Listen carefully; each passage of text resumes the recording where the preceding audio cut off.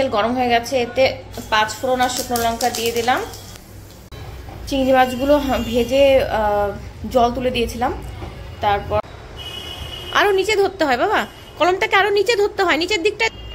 এই যে এবারে আদা রসুনের পেস্ট হবে, একবারে পেস্ট করে নিলে। ঘর ঝাড়ু দিচ্ছিস?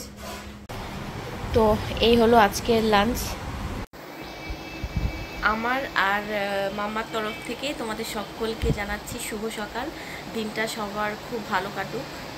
তো বাইরে তো প্রচণ্ড রোদ এসছে, এখানটায় বসে ভিডিও করতে পারছিলাম না, মানে এতটা রোদের ঝলক।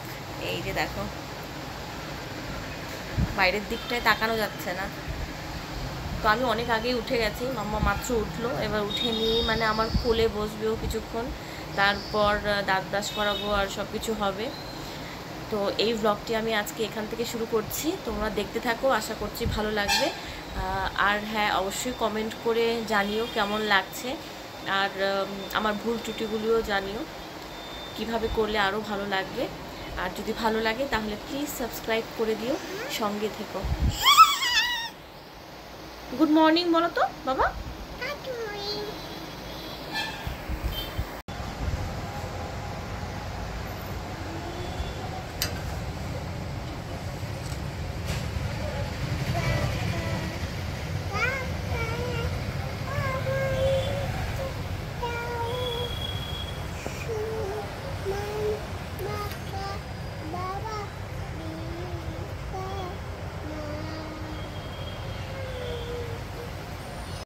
তোমাদের দাদার জ্বর এসেছে, মানে কিছু খেতে ইচ্ছে করছে না বলছে।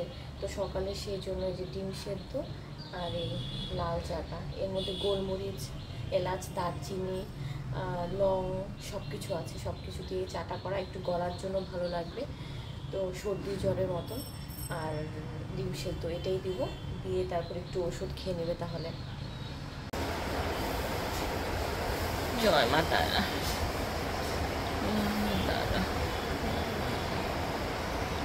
জয় মা তারা।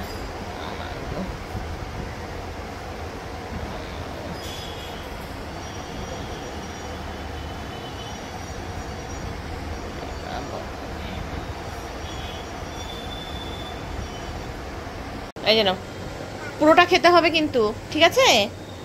পুরোটা খাবে তো? না না, মনো খাবে না, মনো খাবে না, তুমি খাও। দেখি কে ফোন করেছে, দাও দাও ফোনটা দাও আমাকে, কে ফোন করেছে আমি দেখছি। এইভাবে করতে নেই বাবা, চলো তুমি খাও। তো আজকে একটু মাটন করা হবে, প্রেশার কুকারে মাটনটাকে লবণ হলুদ দিয়ে সেদ্ধ করে নেওয়া হয়েছে। এই যে এবারে ঘর ঝাড়ু দিচ্ছিস তো? এইদিকের মুড়ি তো ওইদিকে চলে আসলো, এখান থেকে মুড়ি এই পাশে চলে আসছে, তাহলে লাভ কি হলো?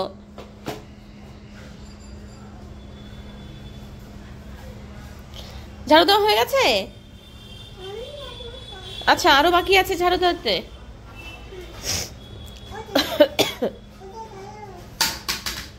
ইস, আর দিতে হবে না বাবা, আর দিতে হবে না, ঠিক আছে ঠিক আছে, বাকিটা আমি করে নিচ্ছি। মুড়িগুলো ফেলেছিস কেন তাহলে ওখানে? মুড়িগুলো ফেলেছিস কেন?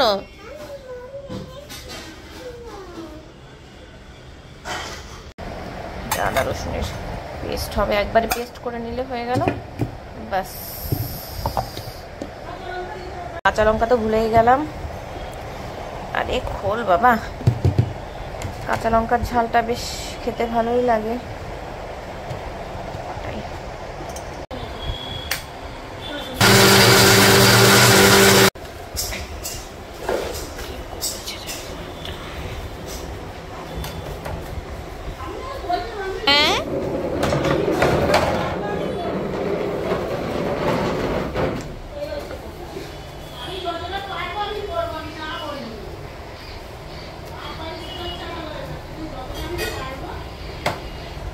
এই একজনের কাণ্ড, টুলটাকে টেনে টেনে নিয়ে আসছে, এখন ওপর থেকে এগুলো পেরে যাচ্ছে। যদি পড়ে যাস এখান থেকে কি পরিস্থিতিটা হবে বলতো বাবা? হ্যাঁ, এখান থেকে পড়ে গেলে কি অবস্থাটা হবে বলতো? কি? আর বিছানাটাকে তো যা করেছিস, দেখছিস আমাকে ভয়। ও বাবা রে, এদিকে চালটা টক হবে, চালটা সিদ্ধ করতে বসিয়ে দেওয়া হয়েছে। হ্যাঁ, আর এই যে চিচিঙ্গা, এটা একটা মাখা মাখা মতো তরকারি মতন হবে।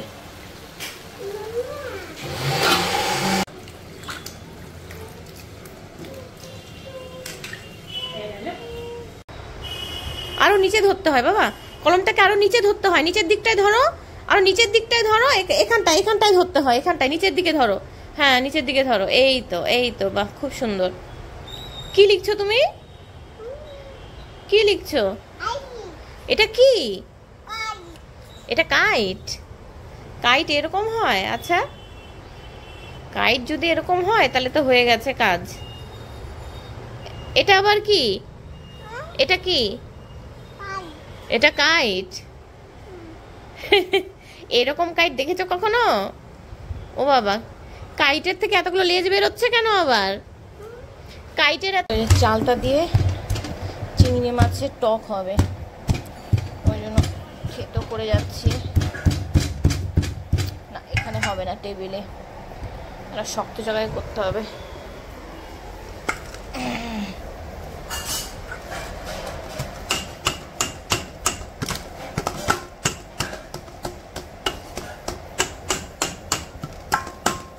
চিংড়ি মাছগুলো দিয়ে হালকা করে চালটা দিয়ে টক হবে, অল্প করেই হবে যেহেতু মাটন হয়েছে, বেশি হবে না। তোমাদের দাদা খাবে বলে জন্য আলাদা করে করছি অল্প করে। তো এটাকে এখন শুরু করি। তেল গরম হয়ে গেছে, এতে 5 ফোড়ন আর শুকনো লঙ্কা দিয়ে দিলাম। এতেই সোজা আমি চিংড়ি মাছগুলো দিয়ে দেবো।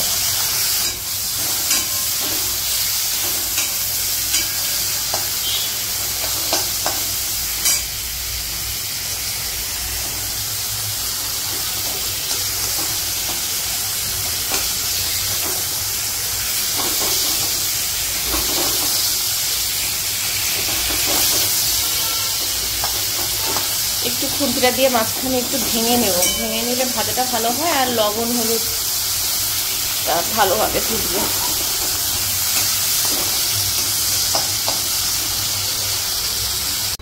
চিংড়ি মাছগুলো ভেজে জল তুলে দিয়েছিলাম, তারপর জলটা ফুটে উঠলে ওতে আমি সেদ্ধ করা সেই চালতাগুলো দিয়ে দিয়েছি, থেতো করা মানে চালতাগুলো। এবার একটু ফুটে উঠুক, শেষে একটু নুন টুনটা দেখে সর্ষে বাটা দিয়ে দেবো।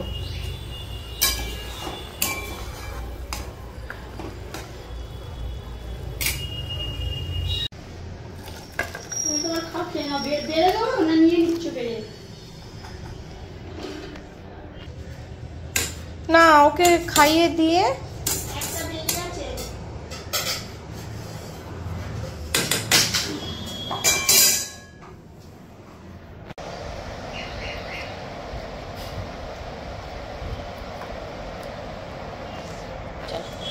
কে ভাত খাবে বাবা? কে ভাত খাবে? তুমি ভাত খাবে? বাহ, ওই তো, বাহ, ভেরি গুড। না বাবা, ভাতও খেতে হবে। আচ্ছা, ওটা তাড়াতাড়ি শেষ করো, তারপর ভাত দিচ্ছি। তো এই হলো আজকের লাঞ্চ, আমি খেতে বসে গেছি। তো এটা হলো চিংড়ির খোসা বাটা দিয়ে বড়া করা, এটা তো চিচিঙ্গা ভাজা, এই যে মাটন, আর এই যে চালতার টক, আর সঙ্গে লেবু। মাটন মানে লেবু না হলে হয় না। তো এই হলো আজকের মেনু।